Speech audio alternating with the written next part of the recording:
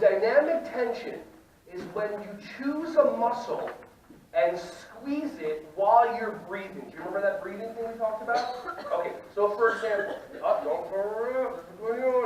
let it out. So ready? Take one hand, close your fist, and then squeeze your forearm and your bicep, and then squeeze this. Just try to get everything, no matter what you believe, everything up in here, just squeezing, squeezing. Breathe, relax. Do it again. Squeeze your fist. Squeeze, squeeze, squeeze, squeeze, squeeze, squeeze, squeeze, relax. Let's do the other side. Make a fist. Squeeze your forearm. Squeeze your arm. Squeeze your shoulder. Squeeze, squeeze, squeeze, squeeze, squeeze, squeeze, relax. One more time. Breathe in. Breathe out. Squeeze your muscle. Squeeze, squeeze, squeeze, squeeze, squeeze, squeeze, squeeze, squeeze, squeeze, and relax. Okay. Anybody feel just a little bit warmer?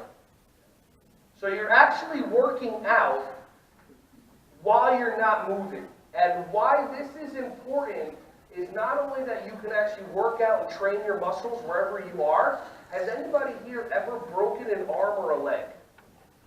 What did they tell you to do? What exercises did they tell you to do for the arm or the leg that's inside the cast? Exactly. And then 6 weeks go by, and then your arm or your leg is atrophied because it's not strong as the other one. But you can be another person that understands how the body works, and all of a sudden, if your arm is broken, but every single day you're squeezing the muscle, you're still going to have that strength when you get out or when you get the cast off. Does that make sense? Okay, cool. So now let's squeeze both. Take your hands.